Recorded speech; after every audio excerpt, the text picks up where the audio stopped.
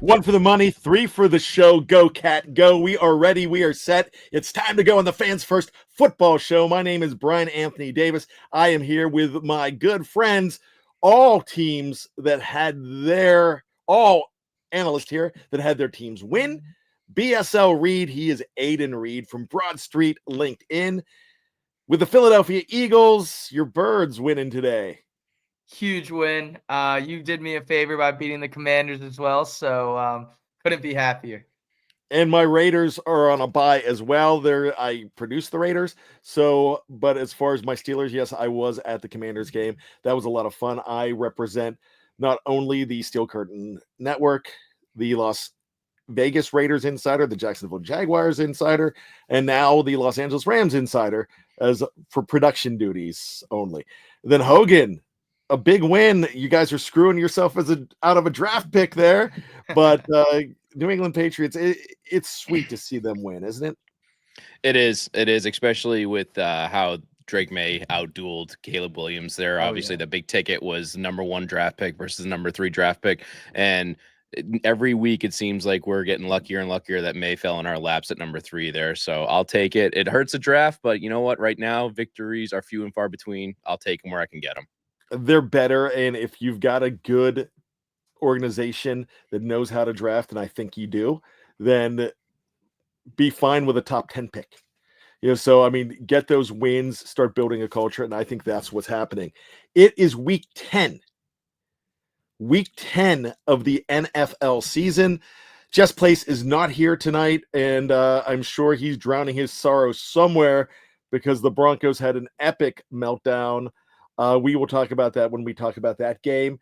But that leads me to think about my Steelers today and think about the Kansas City Chiefs when I think that sometimes escapability is the best ability, and that's the title of our show today, because some teams escaped from the clutches of losses late, and that's what good teams do.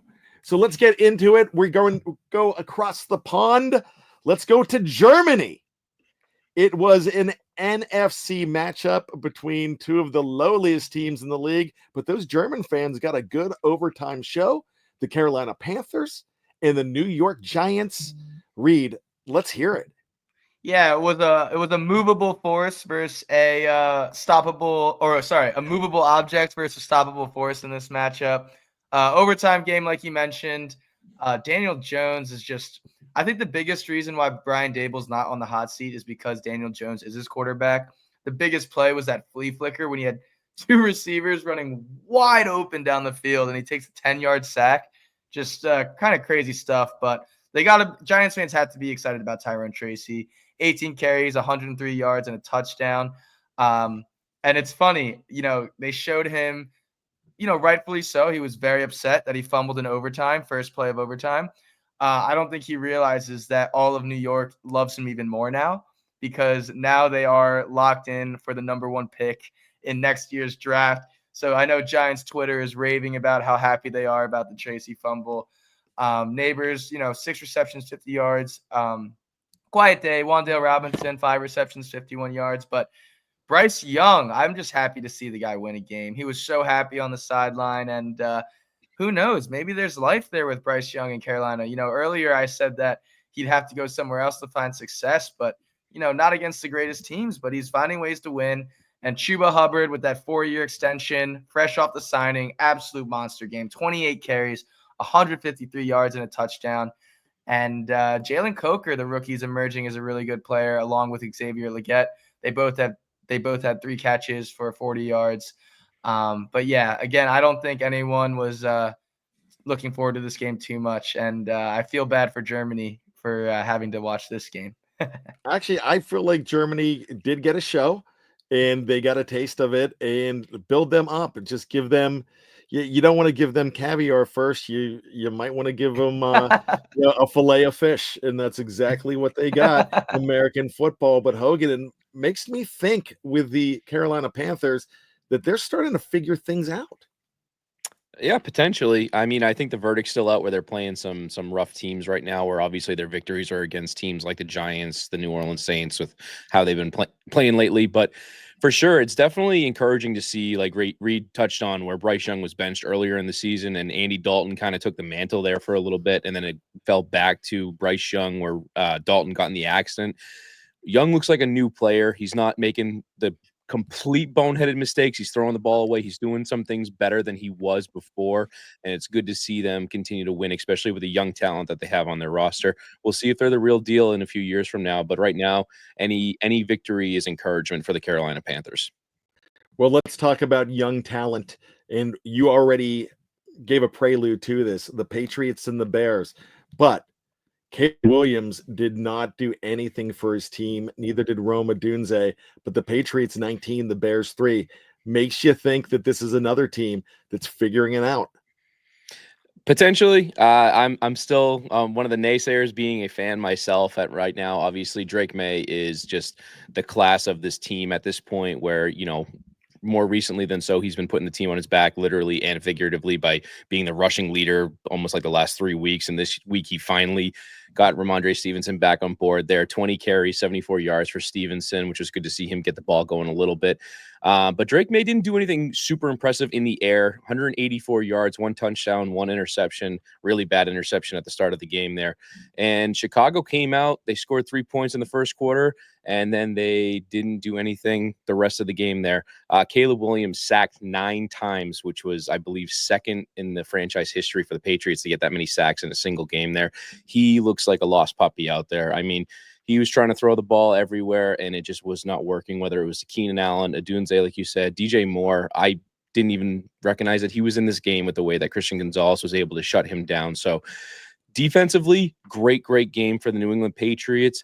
For the other side of the field there with the Chicago Bears, they have got to figure something out because they look like the most pathetic 4-win team I think I've ever seen at this point in the season, because they just could not get anything going offensively. And defensively, they're not terrible. But again, for the Patriots to put up 19 points and win that game, that's not a good look for Chicago. Let me ask you this, Reed. Does Matt Eberflus, does he make it through the season? So it's funny you say that. I think almost any other organization would fire him after this loss, but the Bears have never fired a coach midseason in their history.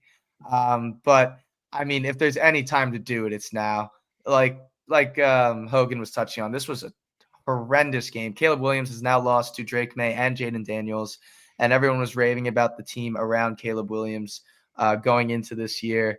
But talking about the Patriots, I think one thing that is also very encouraging, I think Hogan would agree with me here.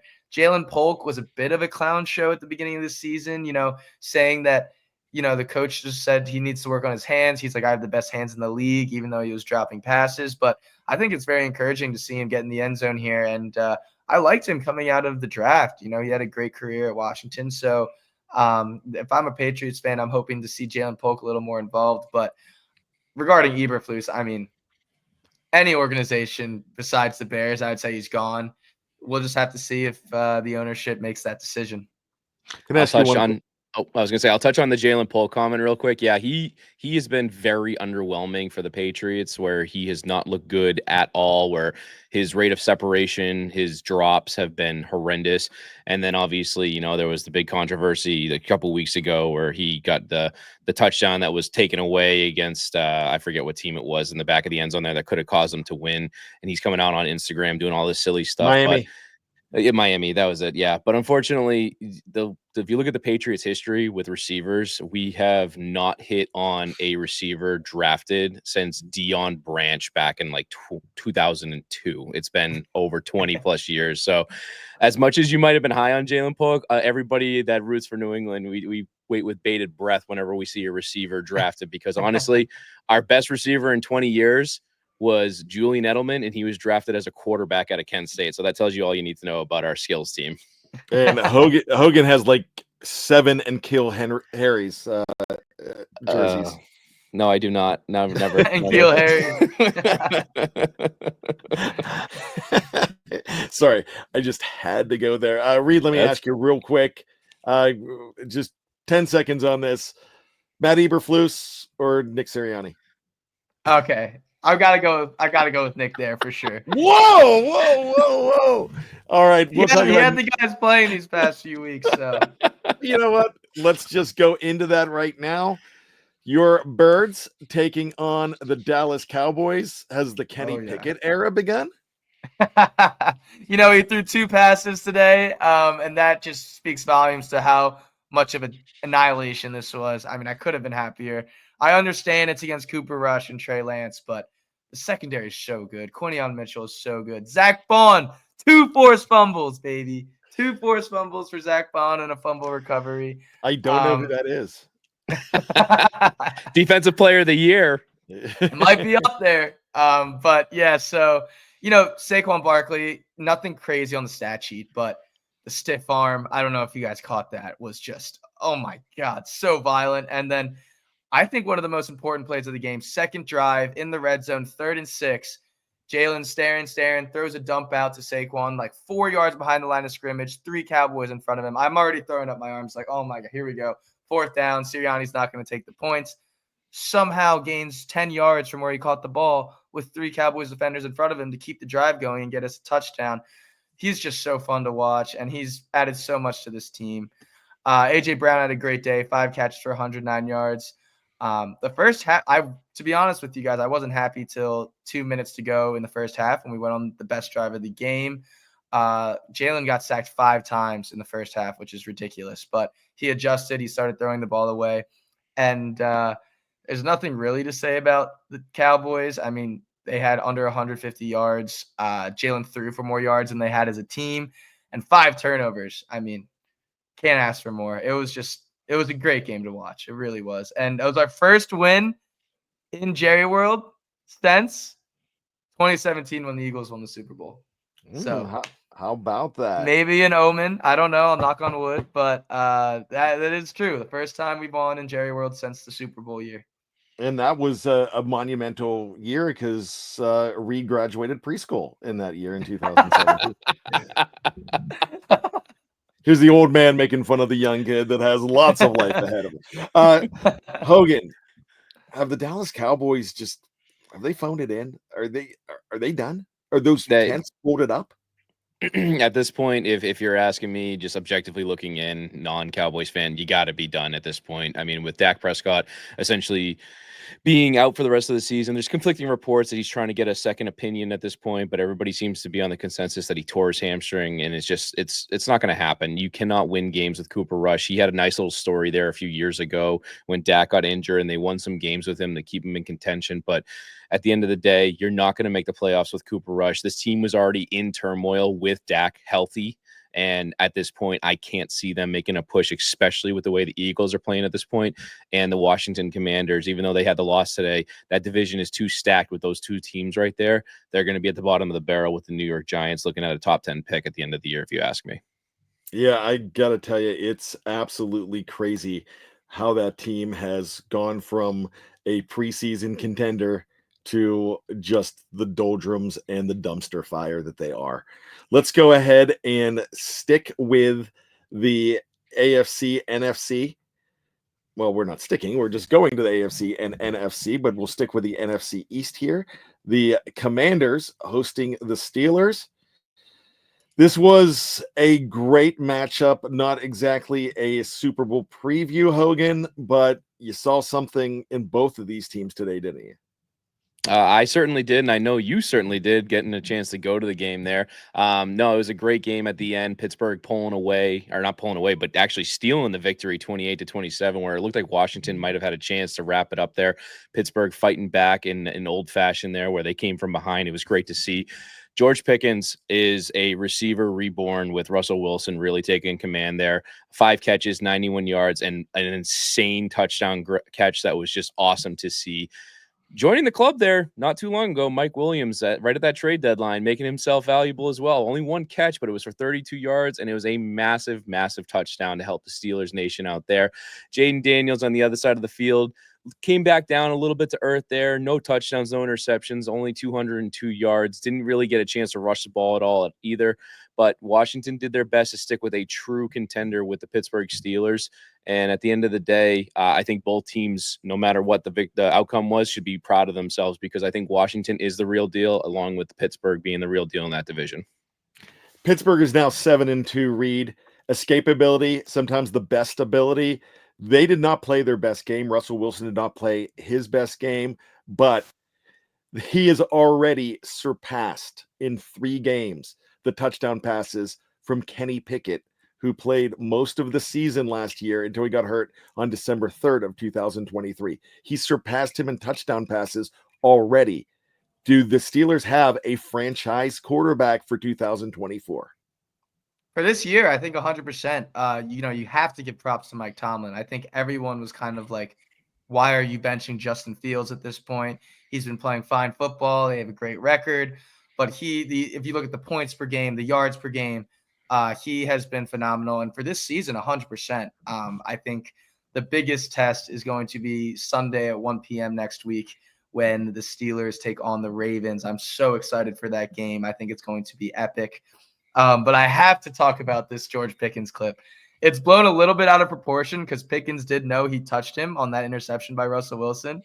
But when it first happened, it looked like Pickens didn't touch I forget who intercepted the ball. Whoever intercepted the ball. Jeremy Chin from the Panthers, right? And then ended up just fighting whichever the other corner was just so funny to see. Pickens is one of the most hilarious players in the league. And that other time when he caught the ball on the outside, he did this little like jump and just grabbed the face mask of St. Just, and just like he's just hysterical, and he's just fun to watch, man. He's great. And like Hogan mentioned, he is a reborn player with Russell Wilson. 5 catches, 91 yards, and a touchdown. That catch was the catch of the week. On just twisting his full body midair, back corner of the end zone. I originally thought Russell was throwing it away. Like before they panned over, it looked like he was just throwing it away. But man, Pickens has been phenomenal. Not only did they trade for Mike Williams, a 5th-round pick this week, they traded a 7th-round pick for Preston Smith, who quality player, a great locker room guy, but just does not fit in a 4-3, asked to be traded just because of the system, went to a 3-4, and now he's probably going to get the chance to start with Alex Highsmith going down with an unspecified ankle injury. That's devastating for Pittsburgh, but it's nice to go ahead and have a guy like Preston Smith, who had a sack on Sunday, and then you have a touchdown from the guy that you traded for as well. That's a pretty good week for a general manager in the first week for the trade deadline, making two deals, Hogan. No, for sure. That's the biggest thing, is you want to see guys contribute right away at that trade deadline, where you see so many times other players that get dealt that don't make that contribution that you're really hoping for. Big testament to that is obviously looking at the New York Jets with Devontae Adams, right? Everybody was hopeful that was going to be a massive deal splash that was going to get New York juiced up. Has not worked out for them. At this point, if Pittsburgh can keep wheeling and dealing with the way that they're going with Mike Williams there and Preston Smith, they're going to look like they're even in better contention when they hit the playoffs running. Let's go to the Falcons and the Saints. This was an upset, so to speak, as the Saints pull off the win at home, 20-17 over Atlanta in that NFC South, the ponderous NFC South. Reed, what do you make of this game here? Yeah, I just have to say one thing. I think it's so funny. I saw this thing online. It was like Derek Carr, whenever the Saints have a chance to lock up a top draft pick, and it just cuts to like a Brady montage, which is, I think, hilarious. But yeah, I mean, this is definitely an upset. The Falcons look like the runaway NFC South team, and I still think they have a very good grasp on the division. But I just don't understand teams. It's kind of the same with the Bills with James Cook, but they don't give Bijan the ball nearly enough in the first half. They finally decide to give it to him, and then that's when they start generating offense. It's like, why don't you start with that? But Bijan was incredible today. 20 carries, 116 yards, 2 touchdowns. And that 1 touchdown run was insane. But Marquez Valdes-Scantling, who would have thought that he is one of the top trade deadline deals, at least after this first week, because he was ridiculous. 3 catches, 109 yards, and 2 touchdowns. And, the reason they brought him in is because Rashid Shaheed goes down for the year. He was their deep ball guy. Now you have MVS back there, and he seems to have already a connection with Derek Carr. Kamara actually didn't have a great game. 17 carries, 55 yards, and he dropped that wide open walk-in touchdown for like 50 yards to seal the game. But it ended up not mattering.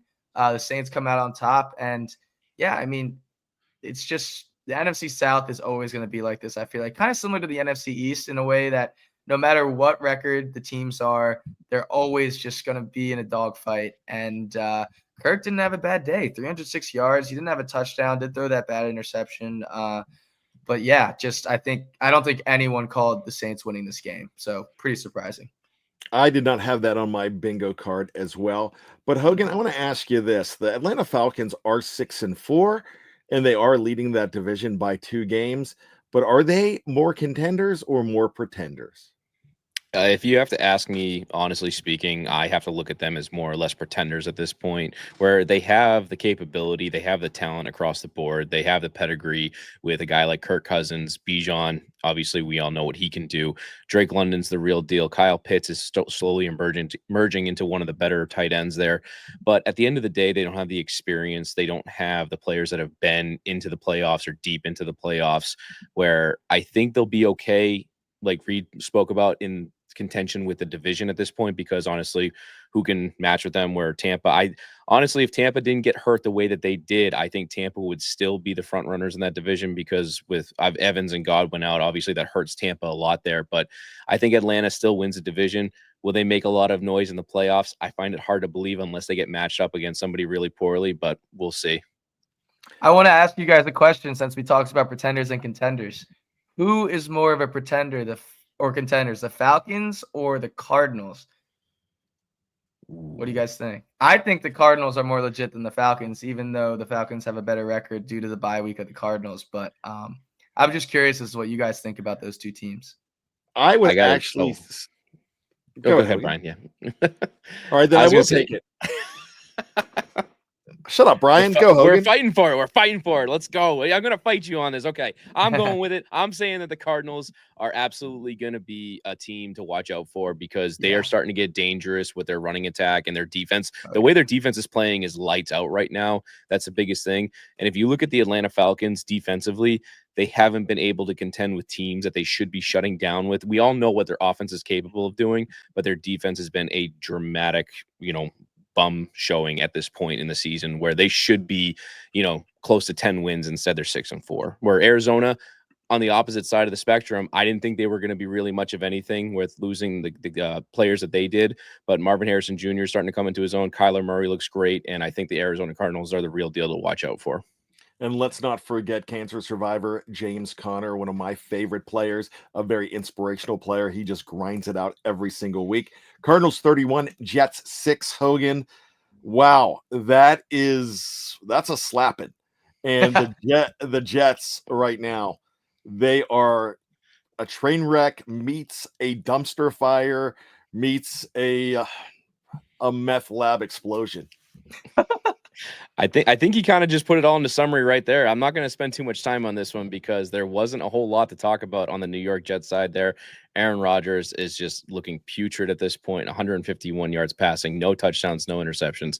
The run game could not get going, really. Breece Hall, only 10 carries, 52 yards. Garrett Wilson was the leading guy there, 5 catches, 41 yards. It was really just Arizona's show from the kickoff all the way to the final whistle there. Kyler Murray is just running all over the place, looks amazing throwing the ball to 266 yards and a touchdown. Like you touched on, James Conner is obviously a beast in his own right. Didn't really have a great stat line day, only 33 yards rushing, but he had the touchdown that they needed there. Trey Benson starting to get going a little bit, which is good for them. But like I said, receiving wise, James Conner looked good. Marvin Harrison Jr., yet another touchdown there. He's looking great as that 4th overall pick there for the Arizona Cardinals. They're in contention. They're the number 1 team in the NFC West right now, which is really, really surprising to see, considering you got the 49ers and the Rams and the Seahawks out there. But when you play a team like the New York Jets, it's not hard to win a game. That's very true. That's very true, and I get that. That franchise is an absolute mess, and we're going to see even more of it as the season winds down. But the Arizona Cardinals are probably the team that a lot of They're a darling team right now. Nobody expects them to go very far with that 6-4 record, but no matter what happens with the Los Angeles Rams tomorrow night, this is a team that's going to continue to lead the division at the end of week 10. How much does that surprise you, Reed? Yeah, it definitely does. If you asked me at the beginning of the season, it would definitely be Rams or Niners, right? I wasn't necessarily out on the Cardinals. I thought they'd be frisky, a kind of a spoiler type of team. Like they'll play spoiler, beat teams that they really shouldn't. But I don't think anyone really saw them leading the NFC West through week 10. And, James Conner is just an animal. The way he runs is awesome. And I really like how they're designing these screenplays for him. Like so many moving pieces, kind of reminds me of the Bucs screens designs. But I just wanted to say one quick thing about the Jets. I think the biggest surprising thing for me is the defense. Like the defense just disappeared. You see a lot of talk on social media about how Sauce Gardner is the most overrated player, which I never really thought he was that good, to be honest. Everyone's gonna say, "Oh, you say that now," but I wow, did. that's a bold statement. I truly, I don't know. I think maybe I was a little bit salty when the Jets beat the Eagles last year and everyone was raving about him, that I formed that opinion early. But yeah, the biggest surprise to me is how poor this Jets defense has been. But again, you have to give the Cardinals their flowers. Kyler Murray is just so creative and dynamic back there. And yeah, I mean, the Cardinals are a sleeper. They're a sleeper for sure. Well, let's give our sponsors some flowers. We're going to go ahead and take a break. We'll be back right after this. It's the Fans First Sports Show, the Fans First Football Show. I need a break. I need some flowers. So I will be back right after this with Reed, with Hogan, and Jess is on assignment as we speak. Stick around. Welcome back to the Fans First Sports Football Show. Man, I'm killing that name today. Let me try that again. The FFSN Football Show. It is week 10. Escapability, sometimes the best ability, and we saw it, and it's a sad thing that we can't get expert analysis from Jess Place from Broncos Mile High. His team, probably one of the biggest stories of the week. How you lose that game. Hogan, Chiefs 17, Broncos. Actually, let me try that again. 16-14, Chiefs over Broncos. Yeah, this was honestly a tough one, and I was keeping my eye on it all day, where I was obviously watching my Pats, but I have Red Zone on the corner, and I was just watching going, Denver looks good. They got up early on that 14-10 lead there, and it just didn't seem like it was going to be Kansas City's day. Unfortunately, like you touched on, Kansas City, yet again, finds another way to win a freaking football game, and they continue to be the last undefeated team in the NFL there. Again, Patrick Mahomes, another pedestrian day at best. 28 for 42, 266 yards and a touchdown. Of course, the one touchdown was to Travis Kelce, who had himself a decent day, 8 catches, 64 yards there. Kareem Hunt, though, he's turning into a very complete player for them, both rushing the ball and receiving. Rushing-wise, he didn't have a lot going today, but receiving-wise, 7 catches for 65 yards. And, of course, DeAndre Hopkins there adding another spark to that offense that they honestly didn't need, but you know what? They're going to take it at this point with the way that they're 9-0. But yeah, for Denver, really a heartbreak where Bo Nix played out of his mind as a rookie there. Really outdueled Patrick Mahomes, if you ask a lot of people. 22 for 30, 215 yards and 2 touchdowns. One of them to Cortland Sutton, another one to Davion Valet, I believe is how you pronounce it. But yeah, just a lot of like guys coming up that are looking good for Denver. And this would have been a great, great game for them to win, especially where they were fighting in that division. Unfortunately, Denver falls to 5-5 and Kansas City remains undefeated. All right, Reed, let's break this down. At Bills, Panthers, Raiders, Chargers, at the Browns, Texans, at the Steelers on Christmas Day, and at the Broncos on January 5th. Where are the Chiefs going to end up? Oh, man. I mean, it depends if they keep practicing this evil voodoo magic that somehow keeps letting them win these games. I think the Bills, obviously, that's going to be the top game of the week. I think everyone's looking forward to tuning into that. I have to say, after this Bills game, I can't really see them losing another game. Like, maybe the Steelers, maybe the Texans, but like, I don't know. If you had to make me pick a number right now, I would say 16-1. I think maybe they drop one to the Bills, Steelers, or Texans. But I mean, what rituals do they do in this locker room, man? How do they keep winning these games? It's some Taylor Swift curse or something. I don't know. It's unbelievable at this point. I think everyone in the NFL, after watching that on Red Zone, seeing that blocked kick, was just like, how do they keep getting away with this? How do they keep squeaking out of these wins? But like Hogan touched on, Bo Nix was making the plays when he needed to. He's looking really great. You got to give Sean Payton credit there for putting Bo Nix in a situation to succeed. But the Broncos defense is honestly incredible. I mean, holding Mahomes to 16 points. They've been, besides the Chargers, I think, and the Steelers, top 3 defense in the league. But yeah, I don't really have much to say. It's just, how do they keep doing this? It drives me insane. I'm almost thinking you mentioned voodoo. I'm thinking that Pedro Serrano is in the Chiefs locker room right now, with Jobu and a bucket of chicken and a whole bunch of rum. So that if you don't know what I'm talking about, Major League from 1989, absolute classic. It's baseball, it's football, it's sports. It doesn't matter. Let's go ahead on. Let's talk about some more games. I'm talking about just a phenomenal week as we keep on going here. Let's talk about that team that the Chiefs play next week.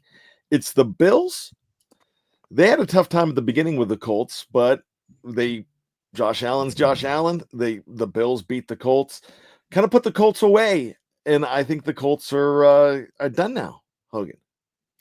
Yeah, potentially. This was kind of an interesting game where I expected Buffalo to kind of walk into Indianapolis and just, destroy the Colts, because on paper, the Bills are absolutely a top tier team compared to what Indianapolis is at this point in the season. But Indianapolis fought them as much as they could, even sticking with Joe Flacco over Anthony Richardson going forward. But Joe Flacco, unfortunately, did not get the memo that you're not supposed to be throwing the ball to the Bills today. He threw three interceptions to go with 2 touchdowns there, which gave the Colts obviously 20 points, which was decent. But again, Buffalo scoring 30 there. Josh Allen having a very off day, only 280 yards, no touchdowns, 2 interceptions, which you obviously don't want to see from Josh Allen. But running the ball, everybody knows what Josh Allen can do with that. He rushed for 50 yards and a touchdown. James Cook having another coming out party for him as well, 80 yards on the ground and a touchdown. And it was enough for them to knock off the Indianapolis Colts in Indy. At this point, with Indianapolis sitting at 4-6, they're not doing a whole lot of damage down there in the AFC South, but the Bills just continue to be a juggernaut in the AFC East and probably will continue going forward. If the Bills could conquer the Chiefs next week, and we just talked about that, Reed, are the Bills the team to beat? I wouldn't go there yet.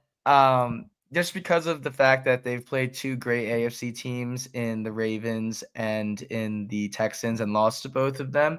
So I don't think you could say they're the team to beat. I think the AFC is just so top heavy. They have these great few teams at the top and the rest is very poor. I mean, they're in the conversation and the mix for sure, but I wouldn't quite. I think it's still going to be the Chiefs, even though they're just squeaking out of these games. Until they lose a game, it's got to be the Chiefs. But this game was a turnover machine. 6 turnovers. Flacco had 4 turnovers. There was that one sequence where it went Colts fumble, Bills interception, Colts turnover on downs. It was a wild game. And I wanted to talk about Anthony Richardson and Joe Flacco because the situation's changed. I'm not saying we were wrong at all by saying Joe Flacco should start, but this was back when the Colts were 4-4 and they had a chance of making the playoffs. Now they dropped to 4-6 and Joe Flacco just gave up 4 turnovers. I think it's time to put back in Richardson, kind of like in a similar as the Bryce Young, Andy Dalton situation.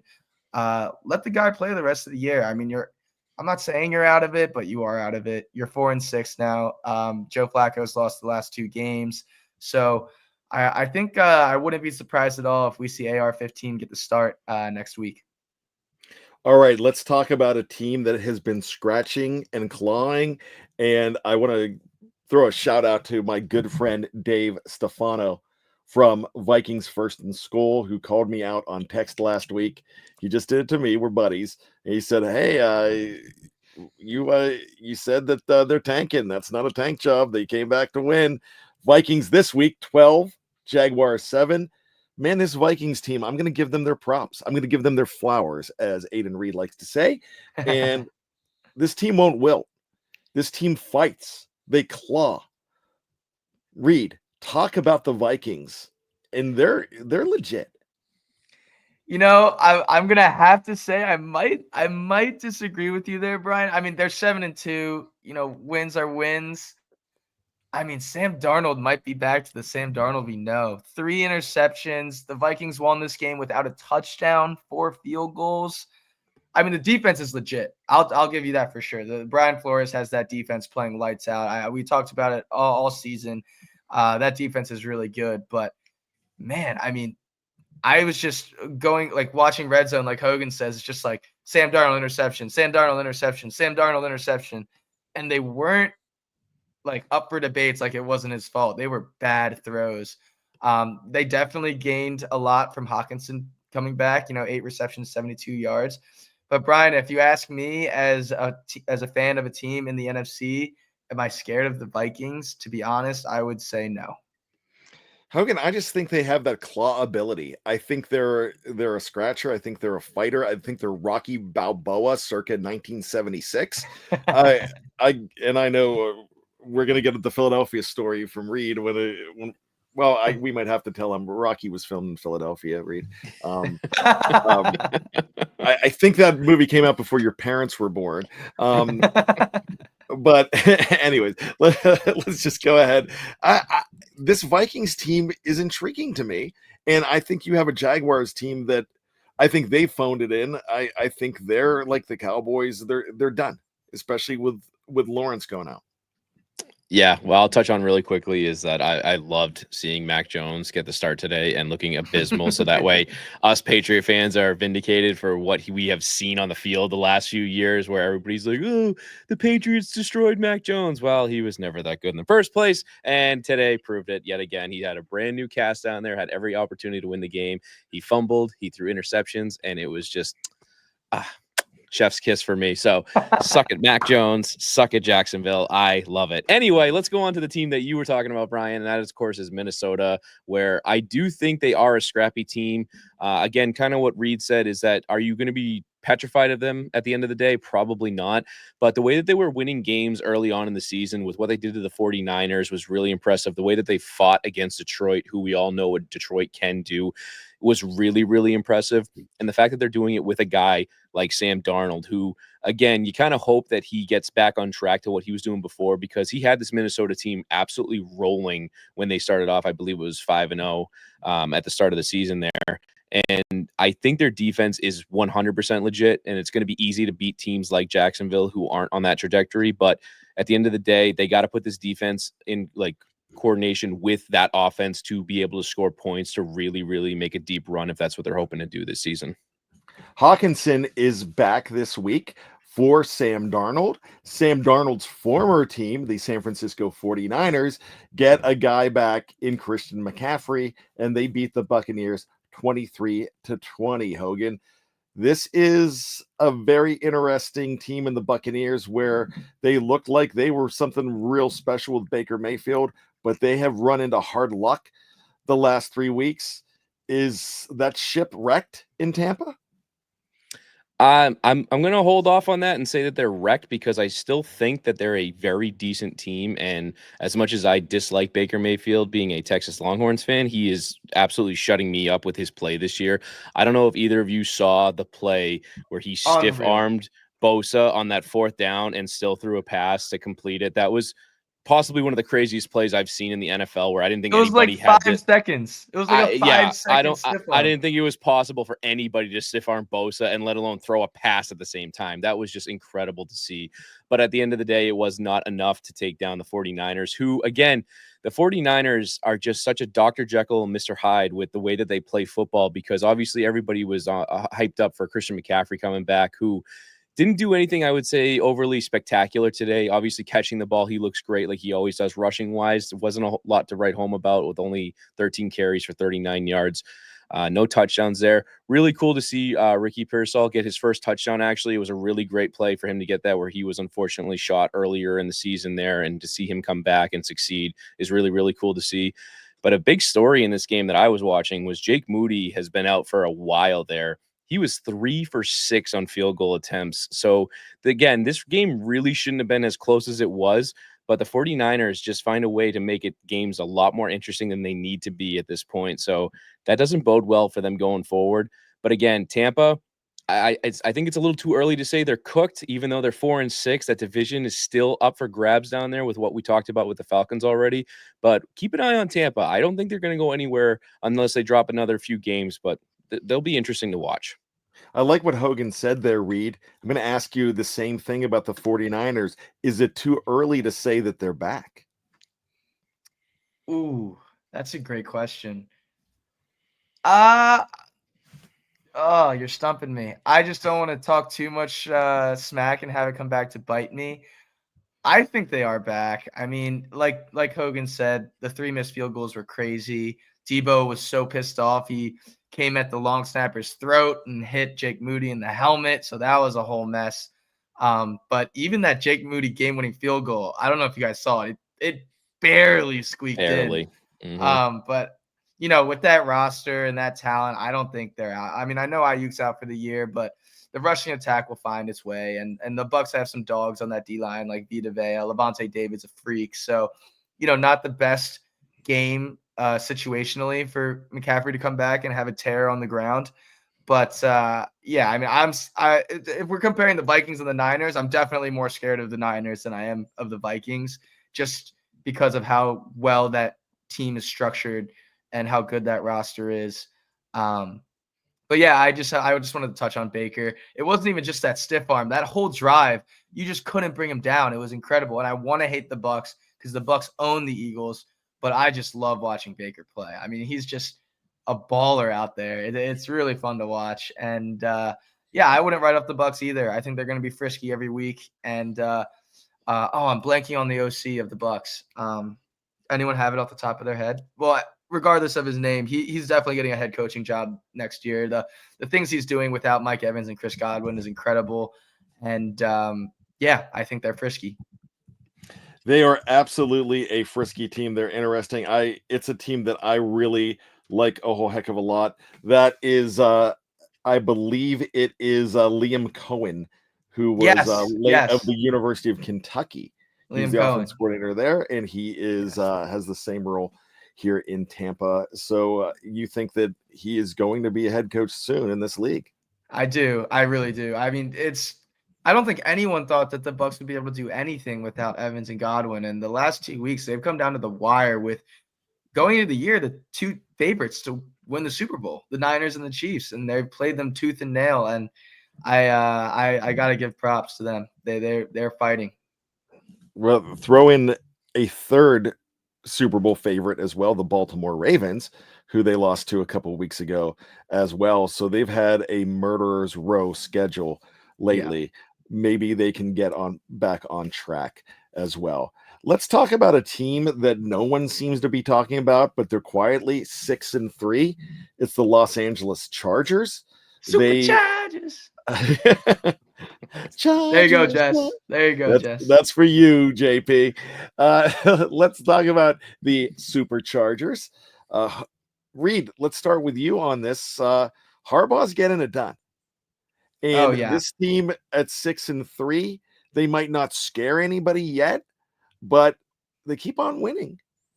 Yeah, it's funny. I think this is like the complete opposite of what the Chargers were always viewed as.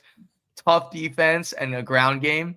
But that's what you get when you bring in Harbaugh, and the defense, we've touched on it earlier this episode. It's just incredible what they're doing. Number 1 defense in the league in points per game. And Quentin Johnston, it's just kind of crazy how he's just catching touchdowns now, because he was the butt of the joke last year. I mean, he had bricks for hands, and I guess it's the Harbaugh effect.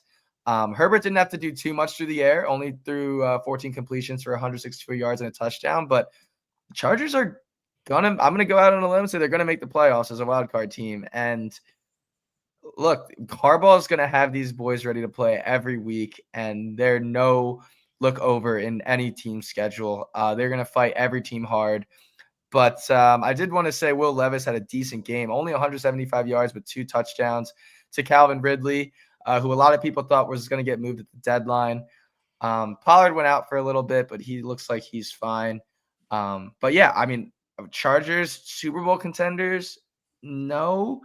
Make some noise in the playoffs, yes. Let's talk a little bit more about the Chargers, Hogan, because I'm going to ask you about Justin Herbert. He's becoming more of a complete quarterback in my mind under Jim Harbaugh. Sometimes less is more, wouldn't you say? For sure. The biggest thing with Justin Herbert is obviously he was setting all sorts of passing records when he was early on in his career because he had to be setting records with the way that his defense was giving up points and the way they had to battle teams where he was throwing for 500 yards and 4 touchdowns and what have you. And obviously taking away guys like Keenan Allen at that point, and then Mike Williams as well, I believe, was there for a little bit. So it's like he had the big name players, and now it's not as big, but obviously he's got some decent players there with like Ladd McConkey and Quentin Johnson, who's now, like Reed touched on, is starting to come into his own at this point. But again, Justin Herbert doesn't have to put the team on his back like he did before because that defense is phenomenal. And then that rushing attack is also phenomenal. Today alone, Gus Edwards and J.K. Dobbins both combined for over 100 yards and about, I would say, 4 yards rushing between the two of them every time they touch the ball. So when you have a rushing attack like that, certainly no LaDainian Tomlinson days there, but when you have a rushing attack like that and you have a defense that can power you forward, the Chargers are going to be a dangerous team. All right, it is not fair for me to go ahead and revel in the fact that the Browns are on a bye. Thank goodness for everybody, but Myles Garrett is still Defensive Player of the Year. So as far as that goes, actually, he's having quite a season while his Browns are not. But it would not be fair for me not to mention one of the games of this week. Just a fantastic game. The Ravens and the Bengals, my gosh, they kicked off this week right. 35-34. Hogan, we're gonna talk real quick about this game. We're not gonna talk about the stats. I mean, a lot of guys broke the bank as far as stats. Fantasy football games were won on Thursday night alone. Yes, I know I was down 93 points on Friday morning because of Chase Brown and everybody that played in this game. It just went off. But the Bengals go for 2 with about 2 minutes left. A lot of people thought that was a very dumb move. I actually thought it was a dumb move myself. However, when you're dealing with a player the caliber of Lamar Jackson and you have a kicker like Justin Tucker, I mean, was that the right thing to go for 2, Hogan? I can't sit there. I mean, in hindsight, everybody's always right, right? At the end of the day, I look at it as, you're giving your team the best chance to win. And I look at the Cincinnati Bengals with all the turmoil they've gone through this year with the way that they have. I was completely okay with it because if you're going to do it against a team that you need to beat, it's going to be the Baltimore Ravens because the Ravens are the type of team that are going to come after you and go for 2 on their own as well. So it was unfortunate to see. I look at this Bengals team. They are so freaking talented with Joe Burrow and Chase Brown and Jamar Chase doing the things that they're doing. For them to be 4-6 is really unfortunate. But again, with the way the AFC is playing out, I don't think they're completely out of it. But yeah, going for 2 and not wrapping up this game against the Ravens certainly hurt them. I'm okay with that. And I don't think that anybody should be questioning them trying to win football games at this point. Absolutely not. And the schedule for the Cincinnati Bengals, besides having to play Pittsburgh twice, is actually a very fortunate schedule. They do have the Chargers next week, a game that was flexed to Sunday Night Football. That's going to be an interesting game as well. I cannot wait to watch this. Of course, I'll be rooting for the Superchargers, but the Ravens are a very bipolar team right now. Reed, I don't know what to expect each week out of this team. Yeah, I think two of the 3 losses were very marginal. Like obviously week 1 against the Chiefs and the Raiders. I think the Ravens are number 2, if not 1 in the AFC, if I'm being honest. I know you're not going to like this, Brian. I'm just being honest. Their offense I is just agree. unstoppable. I agree. Yeah, I mean, their offense is just unstoppable. You're seeing what they're doing week in and week out. Number one offense in the NFL, number one in points per game. But I do think it's like right now, it's the top two teams are the Ravens and the Chiefs in the AFC. I could clearly see a potential AFC rematch coming. I did want to touch on the 2-point conversion though too. I honestly do like the call. It's funny because the complete opposite happened last week, right? Todd Bowles on the road at Kansas City, a chance to win the game, ends up kicking the extra point, and then they never see the ball. It definitely depends on the opponent, I'd say, but with the Bengals defense struggling and the Ravens offense being so good, I really don't mind the call at all. And I think it's worth noting that there was like 5 missed penalties on that 2-point conversion. Face mask on 2 linemen, roughing the passer on Burrow and holding on Gesicki. So they kind of got screwed by the refs there. But I just think it's worth noting that like the same situation happened last week, and everyone said Todd Bowles made the wrong decision. And then the Bengals do this in the exact same situation. You're on the road against one of the best teams in the NFL, and then everyone was racking on Zach Taylor. So I just thought it was funny to compare those two situations. Well, I tell you what, the refs are porn stars because they're screwing everybody, and it seems this year, wow, they are making crazy calls week after week, which I am just I'm just sick, especially when you're seeing face masks just not being touched. And look, George Pickens. I'm a Steeler fan. George Pickens got away with a blatant face mask in this game as well against the Commanders. So it seems like a lot of calls that are being made are so ponderous right now. This is short off-season conversation, but there's got to be something done with the officiating to not have to have this conversation every single week because you see the right call. This is becoming professional wrestling in a way. I'm not saying it's scripted, but remember back in the 80s, you're like, oh, the ref just got knocked out and he would have won. And we have replay and you're like, all we have to do is say, okay, that happened. We saw this guy cheat. We'll just reverse the decision. No, it's just not, and it's just ponderous, but that's an off-season show as well. But I'm glad you brought that up, so thank you very much. Real quick, at halftime right now, it's Houston and Detroit, and Houston has taken it to one of the favorites in the NFC, if not the favorite, which might go ahead and give the Eagles an opportunity to get that top seed.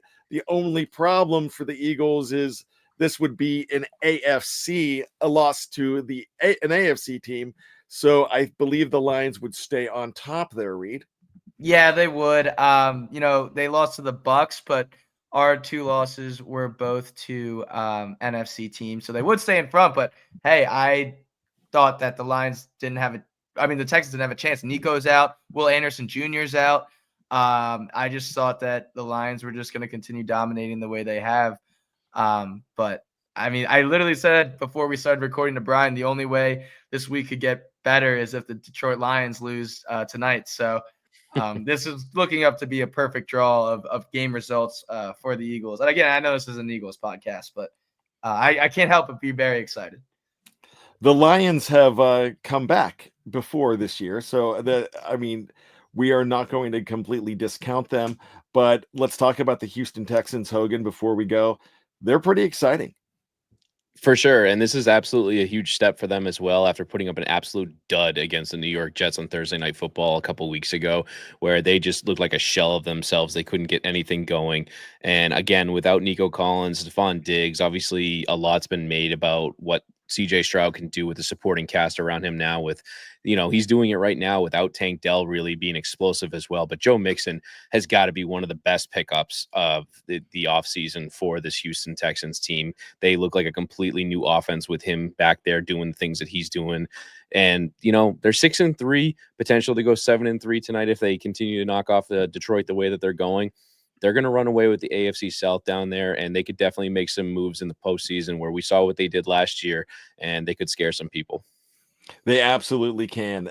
escapability is sometimes the best ability. We will see what continues to go on as we get ready for week 11. Another great game tomorrow night. I'm actually really excited to see, and I think this is a good watch. I think the Rams and Dolphins are going to be a very good watch on Monday Night Football as well. So go ahead and check that game out. We are going to have everything for you next week. Some really good games on the schedule. Once again, you've got Bills and Chiefs, Steelers and Ravens, Chargers and Bengals. And that's just the AFC. There's some very good games on the Thursday NFC night. side. Thursday night, Commanders and Eagles as well. And whoever we're going to get to play the Patriots, I don't even know. It's the Rams. It's nothing exciting. We're probably not going to win, so don't worry about that game. They beat the Rams when it counts, though. That I agree with. Yes, and the Super Bowl is when they need to beat them, and they did twice, so I'm okay with that. There you go. So, Jess Place, hopefully we'll be back next week. Jess, we miss you. Thanks, and we'll see you next week. Reed, thank you as always. Make sure you check out Reed on Broad Street, LinkedIn here on the Fans First Sports Network. Foxborough Frenzy is a fantastic website as well. Excuse me, a podcast site. So check out Hogan, and he will be there. Who's your partner on there on Foxborough Frenzy? That would be myself and I. That's a one-man show, and I rock it solo. I did not realize that, but I will. I'm going to have to guest on that show one time so I can talk about all the great Steelers Patriots games of the past. So let me check with my partner, and I'll get back to you about that. Okay. All right. Yeah, I hear he can be a jerk. So with that being said, I am Brian Anthony Davis. You can find me on Steel Curtain Network for all your Pittsburgh Steelers needs. Also, I will get to give a plug to the Jacksonville Jaguars Insider Podcast, the Las Vegas Raiders Insider Podcast, and a brand new one, the Los Angeles Rams Insider Podcast. I produce all of those as well, along with the Michigan State Insider Podcast. Good stuff there all around. We have a lot of great talent there, and these are people that are inside the facilities. Even if you like basketball, Michigan State Insider Podcast as well. There's a big game coming up this week. Kansas, number one Kansas and Michigan State. That's going to be an interesting one. Check out the Fans First Sports Network for your favorite team, no matter what the sport is. So for Reed, for Hogan, for the on assignment Jess Place, my name is Brian Anthony Davis. We thank you for listening. We cannot do this show. We cannot do this network without each and every one of you. And we are blessed to have you as listeners and followers to our network. Make sure you tell all your friends about it. I think we are building something special, and we want you all to be a part of it. So we have one last thing to say. It's 2 words, but they're very important. Gentlemen, go football. You know it.